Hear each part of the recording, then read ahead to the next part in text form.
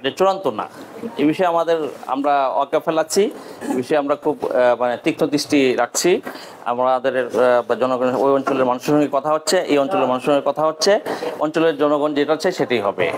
আর নির্বাচন কমিশনের সঙ্গে আমাদের কথা হয়েছে, কমিশন বলেছেন যে এলাকার মানুষ যদি না চাই আশুগঞ্জ শহরের সঙ্গে তারা সম্পৃক্ত হতে, তাহলে আমরা এটা খসড়া যেহেতু আমরা চূড়ান্ত তালিকা বাদ দিয়ে দিব।